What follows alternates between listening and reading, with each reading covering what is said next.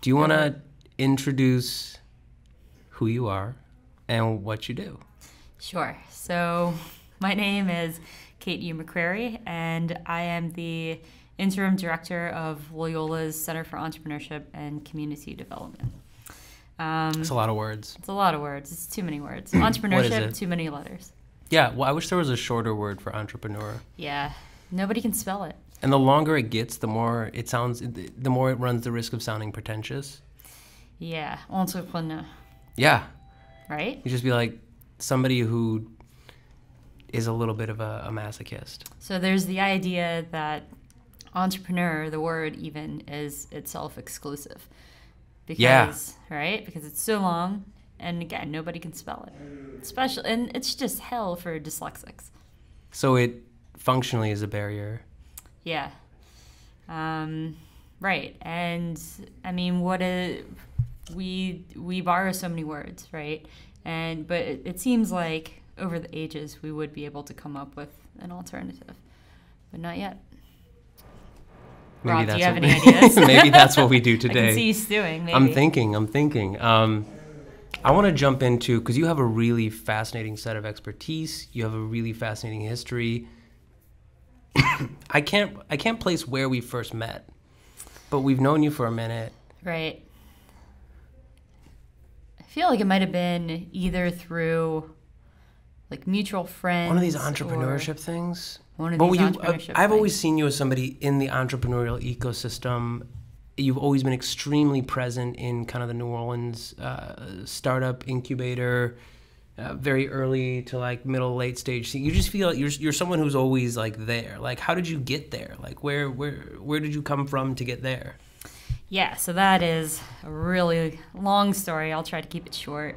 I mean, I came back to New Orleans after almost 15 years of being away because I wanted to get back into the city any way I could before the 10th anniversary of Katrina. What were you doing at the time? So I was working in Washington, D.C.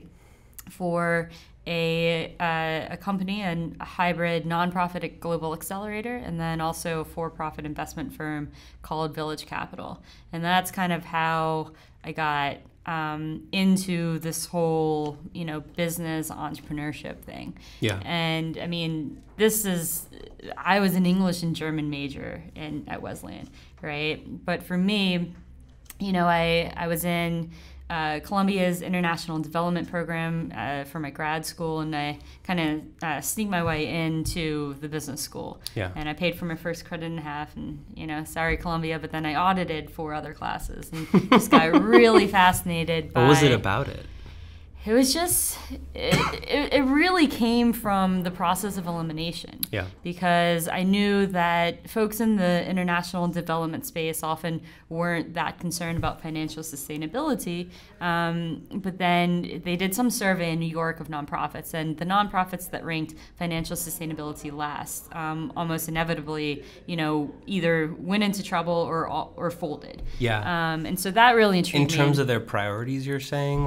Yeah, in terms of what they were focusing on. So, nonprofit space, which is most of the international development space, focuses on social impact, which is great. It's why they're there. But if I kind of got turned on by the idea of running lean without even knowing what that was, where I was looking at all these people have such goodwill and they want to do such good, but then the way that they deploy that good intention, it sometimes just goes to waste because they don't know how to structure it, and it's kind of like the Mississippi River, right? Where you have rushing water, and if you just let it flood the land, right, then it might not get anywhere. But if you keep it, the Mississippi naturally has banks, and if it stays within that banks, and it can flow, it can disperse its soils evenly across the land every now and again, but it usually has a course. Yeah. Right? And so if you just go everywhere at once and try to deploy impact everywhere, then you're kind of just going to flood things. Right? But if you have a course, and if you know your course, and you can stay within the banks that work for you, then that's a good thing. So you kind of started with this social venture thing, and then realized that it lacked like the business financial kind of savvy that you were looking for. Right. Yeah. So, I was just talking with a lot of people that I was working with, and doing educational programs, and there's always this kind of idea of, you came back to the metric, like how do you measure success? Yeah. And then you start to realize that the thing that motivates big, sources of funding and money most is, talking to them about money.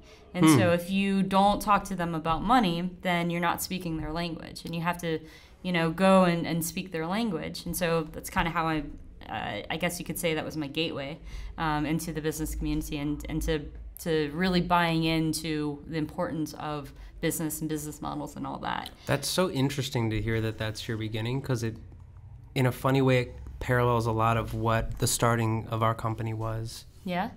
Because we initially thought, like my intro to the city itself was through Teach for America, which is very ultra ideological, right? Mm-hmm. And I got very disillusioned because it turned out, at least in appearance to me by my read, experience aside, to be an incredibly kind of bureaucratic, political organization in its own right. And it is what it is. Like, I won't argue the merits up or down of it. That's its own 7-hour-long discourse. But I struggled with it because it seemed removed from the actual impact, the impact that was sort of needing to happen in the classroom. How do you improve quality educational outcomes across the United States? So starting the company, I was starting it with a bit of a chip on my shoulder, because I was thinking to myself, I've seen what this mega ideological organization does, where it felt like I was getting more out of it than my students in the classroom, but somehow this thing was persisting as a huge sort of mecca for young talent. Is there a way that you could start a company that would just do that? Right. And it's funny because year after year, as the company grows, as we add bits and pieces, what I thought initially was social venture. Mm-hmm. Every year I become more and more aware of how every venture is social. It's just how it's social. Mm-hmm. Your culture is social. Your compensation packages are social. The types of experiences and environments that you provide for your clients on one hand, your staff on another, that's all social. And like, that's where a lot of like the ethics and a lot of the consideration of building a business really needs to go. Yeah. Did you find that? You kind of found that same trajectory? Yeah, I mean, like I said, it was much more, for me, what I found in business was the real potential was the problem solving.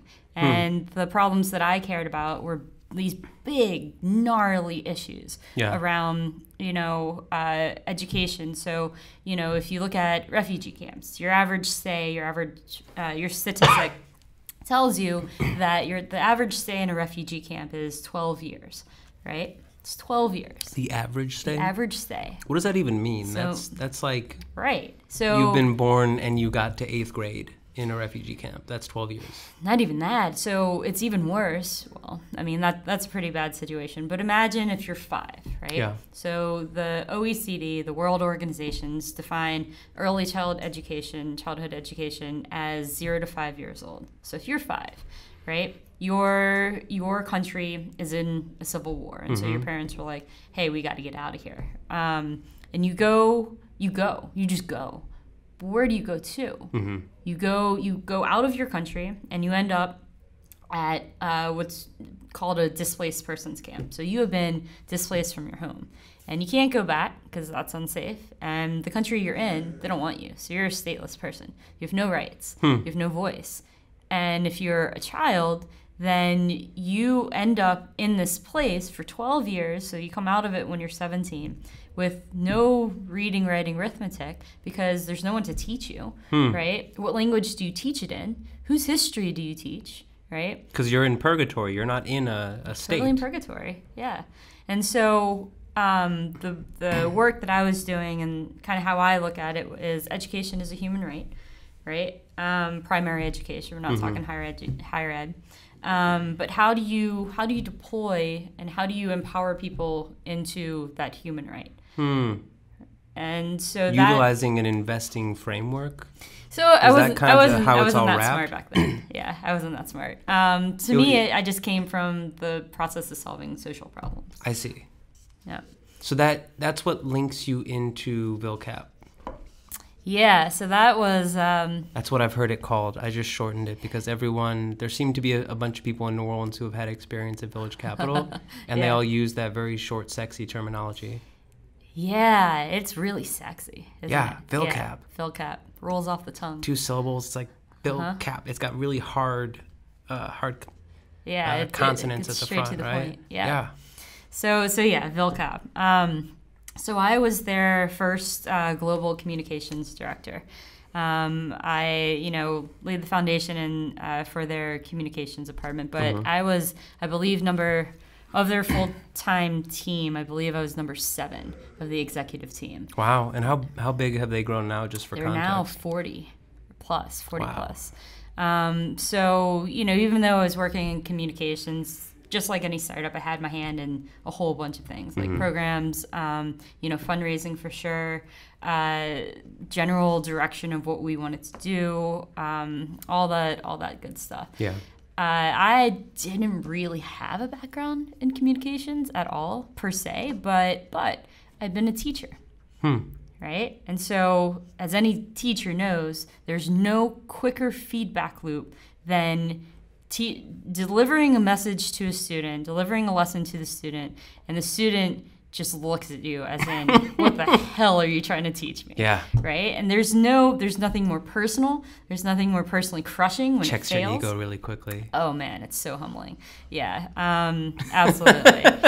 And so, to me, teaching is communication. It's the feedback loop. You have to build a brand within your students, right? The presence. Yeah. You have to deliver a message. You have to iterate on that message. You have to, have a strategic plan. If you look at a lesson plan, you have to use building blocks like Legos in order to build a statue. You're setting the stage, you're prepping. Exactly. You have to lay a foundation. Yeah. It's the emotional moments, the ups and the downs within a lesson to keep the attention going, right? I have a pretty short attention span, so I teach to my attention span. I keep it moving. And so it's communications. Yeah.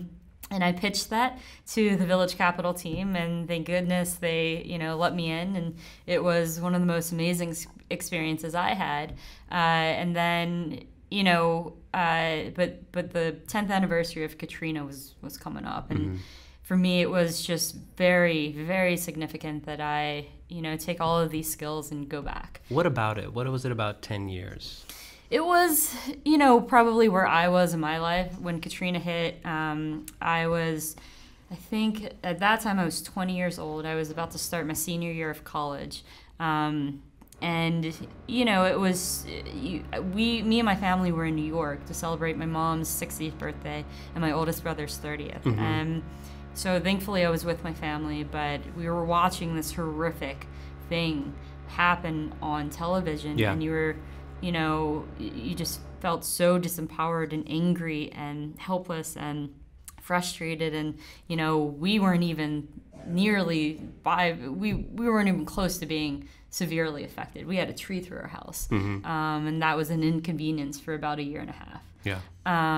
But for me, where I was is I had considered my master's thesis was designing a social entrepreneurship vocational school for Addis Ababa, Ethiopia. And so, they have different tracks. They have the math track, the arts and humanities track, etc. I wanted to create a new track that was social entrepreneurship. Yeah. So teaching local populations how to develop their own communities instead of, people from elsewhere coming in and dumping capital, all the outside. Right, and then leaving, right? Yeah. Because you do more harm than good that way. And so I had all these great ideas, and I was, bright-eyed and bushy-tailed, and then I kind of had a fork-in-the-road moment where it's like, wait a minute, why am I in Ethiopia?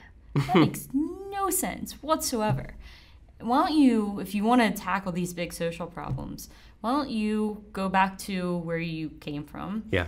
And try to help out that community using the experience and the skills that you've accumulated along the way. So I did. So where do you land? Because one thing that we've talked about before is how in New Orleans, only today, only now, does it feel like there's a bit of a tempo shift in the type of entrepreneurial investment happening in the city. Only, and it's really this year that it feels like there's a bit of a difference in access to venture capital, companies that have moved in from outside that are large. So we're going to have Michael Hecht on in a couple of weeks telling us about what it's like to sell the city and have that responsibility of bringing folks like DXC into town. We have a couple of homegrown companies that have done successful raises, done the entrepreneurial thing. If it's you're looking at like your Civic Source is a good example, or the other one whose name escapes me in the East. Lucid is one of the big ones. Lucid, yeah. So you came here from that accelerator space, but there wasn't a ton of infrastructure there. Like It wasn't like people were here with open arms to be like, yes, we understand your skill set. Like, let's go to town. It's like, where do you even start? Where do you go from there? I mean, for me, I'm from here, so I can talk with anyone on pretty much anything. And so I just started talking to people. The only person, I knew two people when I got to town. One was my high school best friend, and then the second one was Rob Lalka, who I'd worked with at Village Capital. And so... and who's Rob Lalka? What's his through line? So Rob Lalka sits in the director position at Tulane's Center for Entrepreneurship, the LePage Center, and I think a lot of folks would think that there's a big rivalry between me and him, Loyola Tulane, and that is the opposite is true. We are, we're good friends, and I think that can only mean really amazing things, partnerships for New Orleans. I think the more that we can all talk to each other and sit at the same table and grab a coffee or a drink occasionally and really see how we can help each other. I think the implications are so fantastic for this entrepreneurial ecosystem.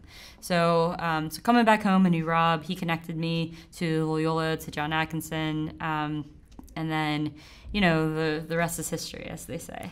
So I just had a really amazing time helping to build the Center for Entrepreneurship with John. And I think for me, getting back to my roots in education and helping students and teaching as well. So how do you teach entrepreneurship? Because I didn't set out to be an entrepreneur. I had to first spend time getting my butt kicked and then realize I like this. This is something that I could be good at.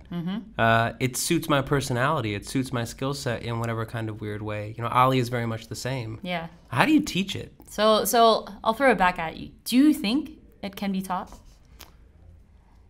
It's so full contact. It's one of those things where I can't disaggregate all these little moments, right? I can't disaggregate 3 months, 4 months in when I made the switch. At the time I was working half-time at a bakery in the French Quarter, which was awesome. Croissant d'Or. Shout out to all my friends at Croissant d'Or. And to Peter and Tube, the pastry and lead baker back there. And I'm just doing hundreds of croissants every day. If I never eat another croissant again, I'll be okay. No! Croissants are amazing. They are.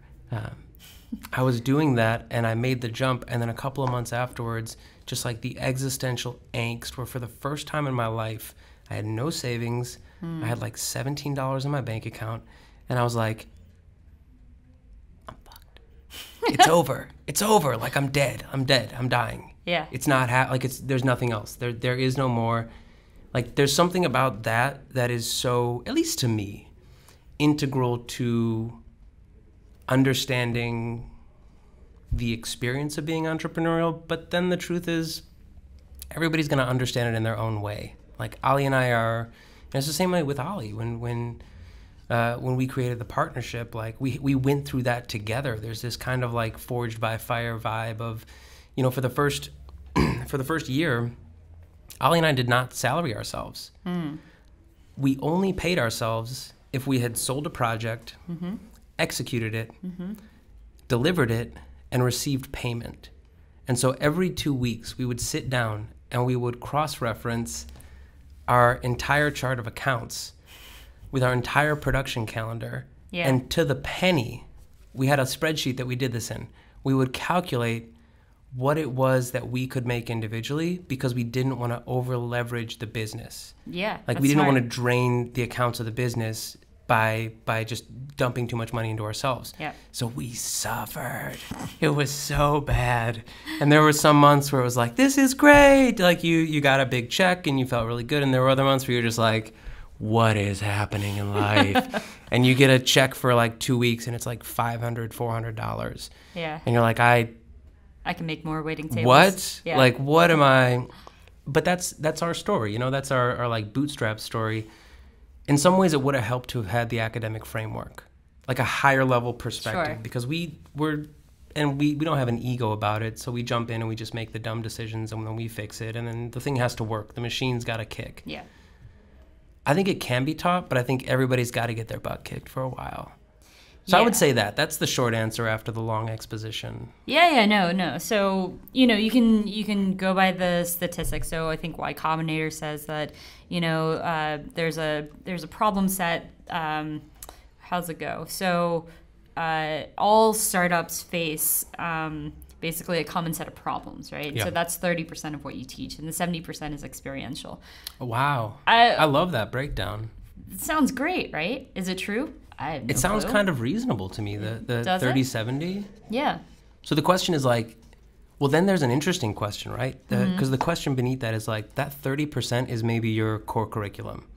Because there's stuff you've got to know. And if we can identify that, then that can increase the probability that somebody starts something and they can actually get it kicking. Because they won't make a dumb financial decision. Yeah, Like they'll understand cash flow. Right. But that 70%, like that seems like a cool place to train like skills. Yeah. Because so much of it is a head game. Yeah, and I mean, I think when that comes down to creating a coursework around quote unquote this entrepreneurship stuff, right? Right? I mean, and to be honest, one of our customer segments, if you would, are students who literally think, oh, that entrepreneurship stuff. They have no idea about lean startup methodology. Yeah. They have no idea about, you know, business model canvas. They just want to really solve a problem. Yeah. Right? They're like, we can't find parking in the Loyola garage, so we're going to, you know, create an app that monitors, you know, how full or empty it is. Cool. You know, we can't find affordable haircuts, so literally one of my student groups decided to create a mock-up for a student barbershop. That's pretty fun.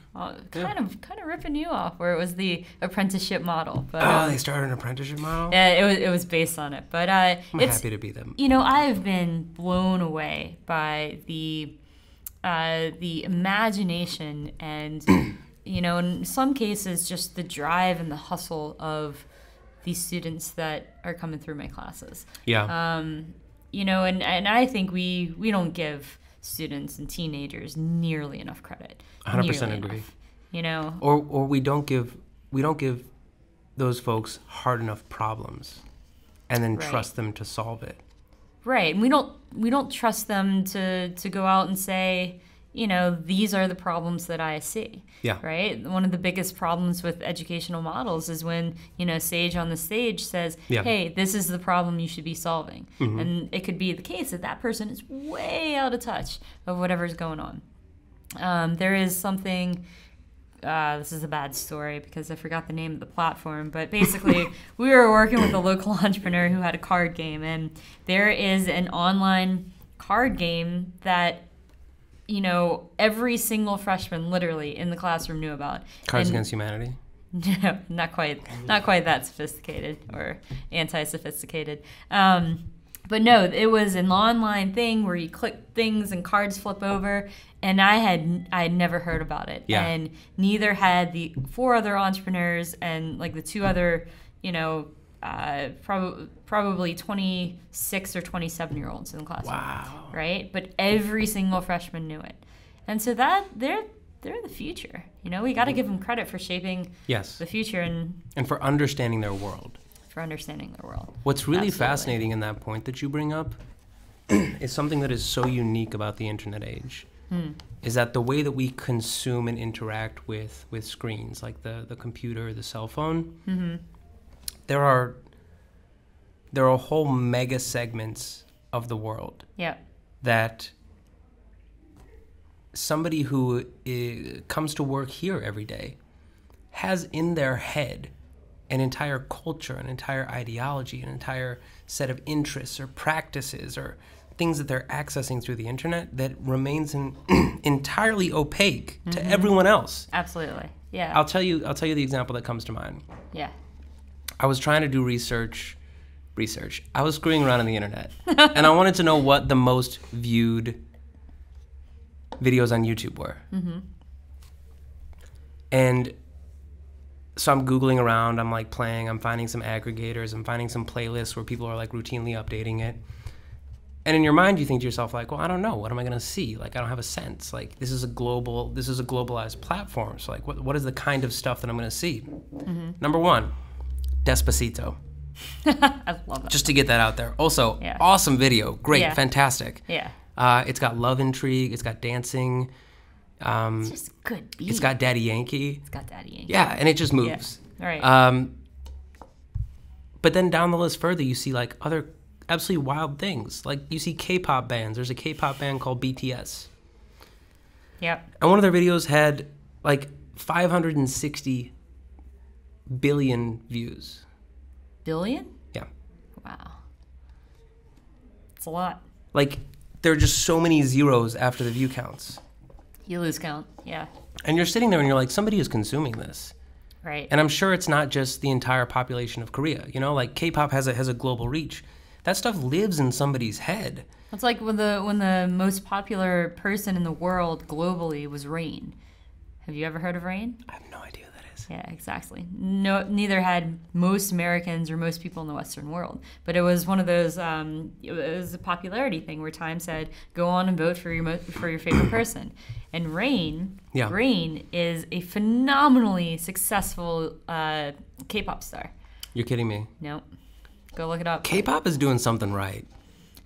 K-pop is addictive. It's crazy. It's amazing. I was talking to one of our youngest staff members about it, who loves like the anime. They're trying to learn to read Japanese so they can access it. They're super into the culture. And the guys know who I'm talking about. I'm talking about Teddy. So shout out Teddy. And I lost the thread of my story. Teddy loves K-pop. Have you ever watched it? And I remembered it. I remember the point of the story. Yeah. I'm watching this music video. Yeah. And I put an example of it in our newsletter because I think it's fascinating, just the whole culture behind it. Right. It's so visually stimulating. And I'm asking him about it, and he goes, "Oh yeah, it has really high rewatchability." Wow. A term that I have never heard. Yeah. And what made it so highly rewatchable that it was incredibly saturated colors, tons of green screen, tons of like applied CGI effects in the backgrounds, and it was cut in such a way that normally when you're cutting a video, you might, to control the tempo, you might want to have quick cuts. So it feels like we're rushing or we're assembling something. Got it, yeah. View this, view this, view this.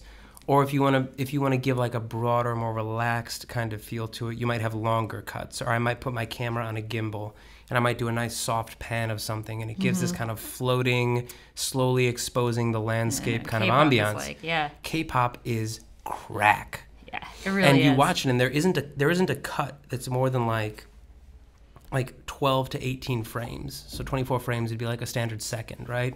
These tiny little cuts, and it's as short as like you might get 4 frames of something. And you imagine the hours that must have gone into making a 3.5-minute video that has hundreds and hundreds and hundreds of cuts to it. Yeah. Just because if I watch it again, I just can't process all that information. Yeah. That's fascinating. That's so cool. Yeah, so that is, I'm going to insert a very inane comment on what is an incredibly interesting and very smart insight. Is what blows my mind every time I watch a K-pop video is that could have been me. Go on. Because I was born in Korea and adopted into a white Cajun French Irish family. You need to explain that. Okay. All right. So I was adopted at 3 months old from Busan, Korea, which is a southeastern city on the southeastern coast. And my parents wanted a girl, and they had 2 boys. My brothers are 7 and 10 years older than me. My family's white. And in fact, my mom's side of the family is all from here, down the bayou, down in Homa.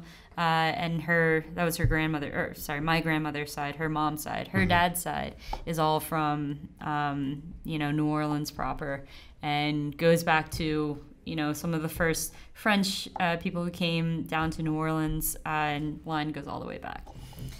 So, and my great uncle is PG2 Beauregard, whose statue they took down from City Park.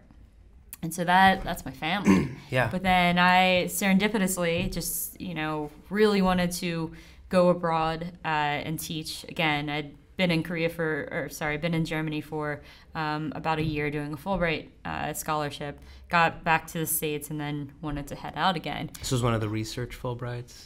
Or this was the a teaching Fulbright, assistant. the teaching Fulbright. Yeah. And so, which is really kind of just like a really overly prestigious term for saying, I traveled for about a year straight. And so I ended up in Korea. And,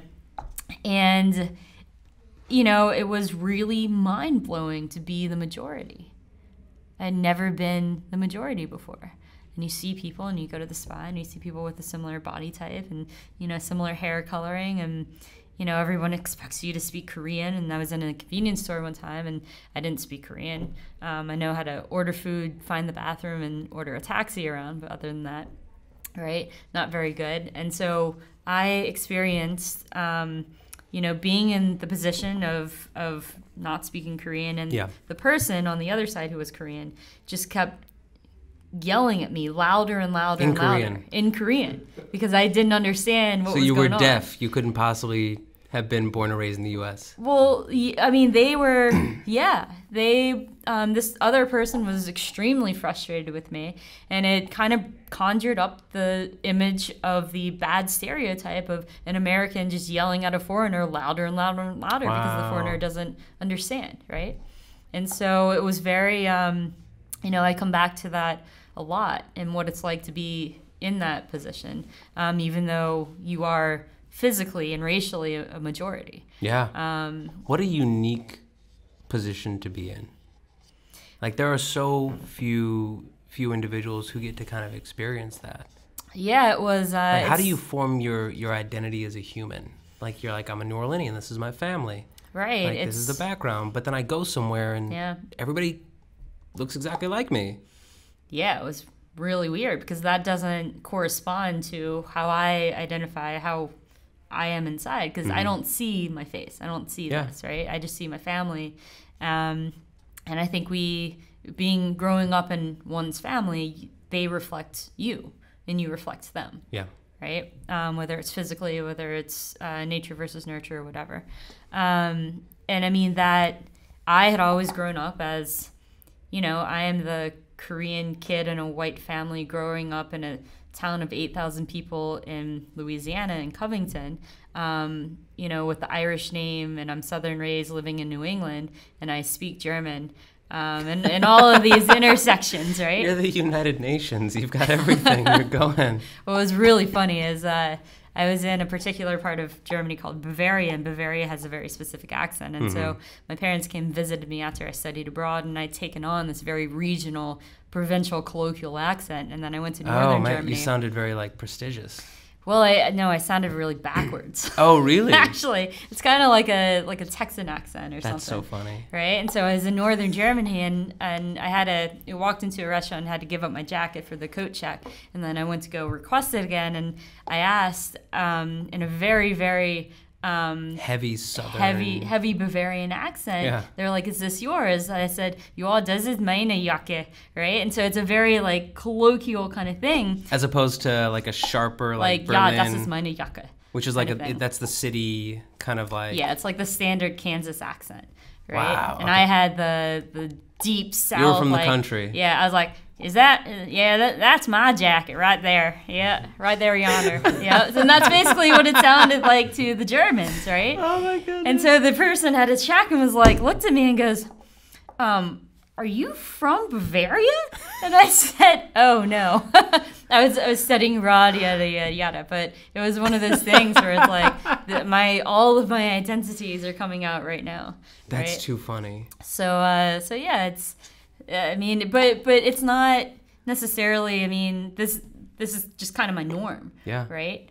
And it was especially interesting when I went back to Korea and I found my birth family. And they had thought that I died. You're kidding me. Why would that be? Because when I was a home birth, my family was extremely poor. Okay. I was low birth weight. And when they cut the umbilical cord, it got infected. And so I had, jaundice, and I was in the hospital for the early months of my life.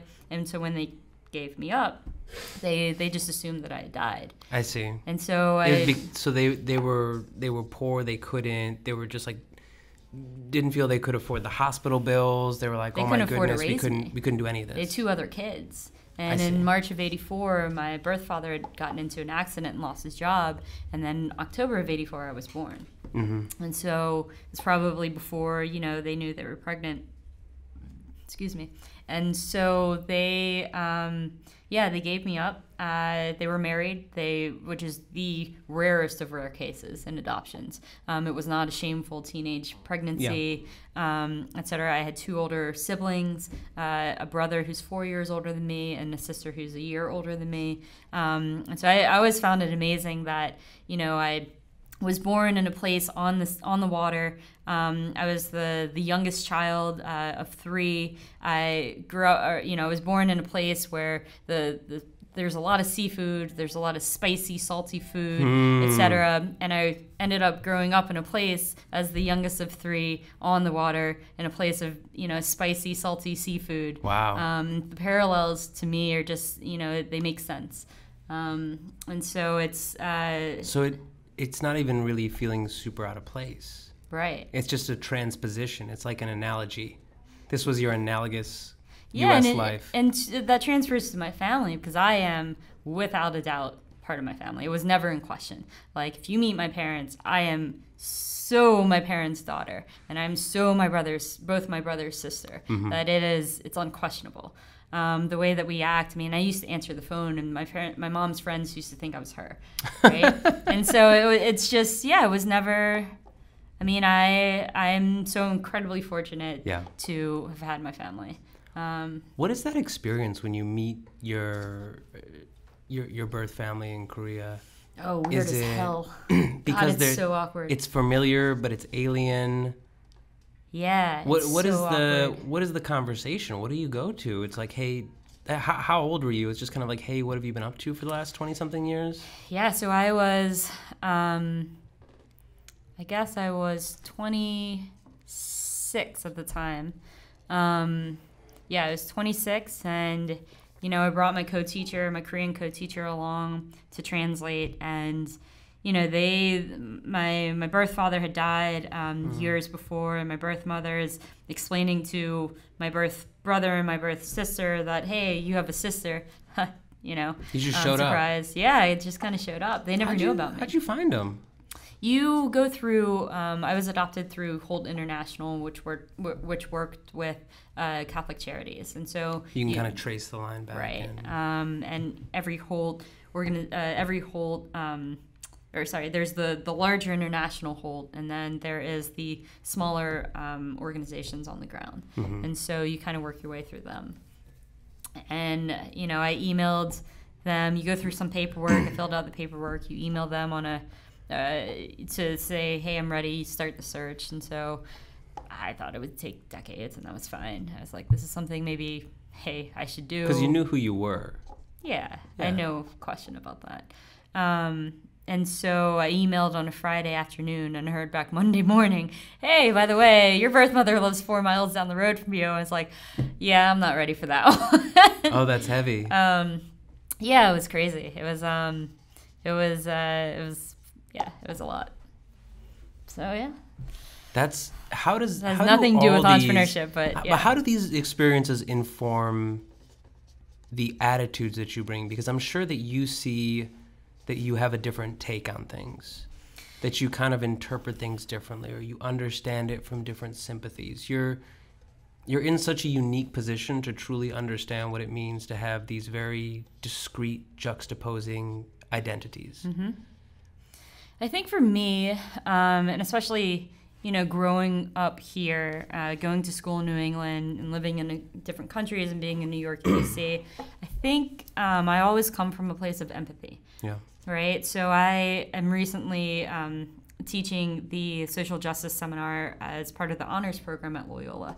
And the first day of teaching, I'm like, I can't go with the plan because my students, who are wonderful, need a little bit of practice in talking to people who are different than them. So I had them write down where they stood on healthcare, immigration, and gay marriage. And I said, no matter where you stand, I want you to go out and find somebody who's different, who holds a different perspective than you, and go talk to them. So not say what your stance is, just ask them about their experiences, and how their experiences in life relate to where they stand. And we talked about cognitive bias and et cetera. But before they went out, I set them up with 3 guidelines. I said, 1, everybody has a truth, and your truth or their truth is just as true to them as yours is to you.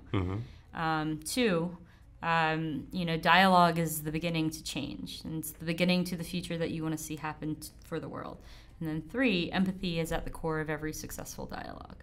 And so we went into empathy, we went into conflict resolution techniques, we went into the prisoner's dilemma, what is othering, and all these things. And then I think, you see that crop up more and more and more within it's looking at customer archetypes, looking at, how do you understand your customer segments. And in fact, I'm teaching an MBA course in entrepreneurship at Loyola, and it's based on Steve Blank's entrepreneurship course called Lean Launchpad. And who is Steve Blank for those of us who aren't? Sure. So Steve Blank founded the teaching methodology around Lean Startup, the Lean Startup. So he was one of 3 people to put together how do you basically run a business lean. You start with customer validation, and you go and you can verify and validate product market fit, i.e. the fit between value propositions and your customer segments without even spending a buck. Sure. This idea that you can kind of buck the Silicon Valley trend of I have to raise $2 million just to try something. Absolutely. Yeah. So I had the amazing opportunity in the beginning of January to go teach with Steve Blank, and to teach with him at Columbia to teach Lean Launchpad. And I was talking to him about starting off, this whole Lean Launchpad, Lean Startup course by starting about talking about empathy, and the empathy-based customer interview is what I'm calling it. And he said that's absolutely right. You got to figure out, how to talk to people, and how to relate to them before you can even go further. So it was, I think my perspective is always informed by empathy. What I love is that no matter what you apply it to, right? It's the education, it's the business side, is that you always root it back in the core part, the people. Yeah. There was a way back when I started the company, and I was doing these fun little vlogs, which were ridiculous. And I hope some of them live on somewhere. It's okay, we've all been there. One of them was it was very fun, thank you. One of them is the first thing that I had read was this ultra simple statement, but I refound the video. It pops up in your Facebook feed 3 years later, hey, remember when you did that? And you're like, oh yeah, I did do that 3 years ago. It said, what defines a business? A paying customer. Yep. Hard stop. That's it. Yeah. So if the equation is that, and it's something that's so stupid and so obvious, but you forget it when you're we're building this thing that's saving the world, and no, do you have paying customers? Yeah. Because I don't care how you do it. Is it intuitive enough where it's like the iPod where it doesn't even come with an instruction manual? Yeah. It's so good you'll figure it out. If you don't have a paying customer, it doesn't matter. So what is that? what sort of presupposes that is, do you understand people? Mm-hmm. Do you understand people? Good point. Yeah. That's what I love so much about the perspective that you bring to your work with Loyola, to just the ecosystems that we've seen you in, the kind of entrepreneurial vibe. Thanks. Yeah, I mean, I think you're exactly right. Like, it's that, just relating to others as opposed to othering that drives me every day. And I think, whether that's entrepreneurship, whether that's, nonprofit work, whether that's international development, it doesn't matter what you call it, right? Mm-hmm. It's like entrepreneurship. It doesn't matter what you call it. It's problem solving. Problem solving is for everybody. And so, to me, like for me, we talk about a lot product market fit, matching the value propositions to the customer segments. But the same framework applies to sentences, right? So I'm an English major, and for me, it's just subject verb agreement. Everybody understands. If you say you is, there's something wrong with the sentence. Yeah. If you don't have match between value propositions and customer segments, there's something wrong with your business. Yeah, the grammar has to work. The grammar has to work. Once you get subject verb agreement to match, the entire rest of the sentence works, and it just clicks. And so I also liken to, the business model canvas. It breaks down businesses, examines each part, makes sure that each part is good, and then puts it back together again. You can do the same thing with language, right? You have syllables, you have phonemes, you have different phrasings. What language is, like coding, is you break it down into parts, right? So vowels, consonants, whatever, and you reconstitute. You put it back together again in a better way to make a better product or a better service. And so to me, it's the same concept. Kate, I don't know how to top that. we hit 46 minutes. Do you believe it? Wow, that flew by. It's quick. It's That's quick. what everybody says. Yeah. Should we wrap it? We should wrap it. You rock. I'm so happy that we got you to come through. Tiny cheers. Tiny cheers.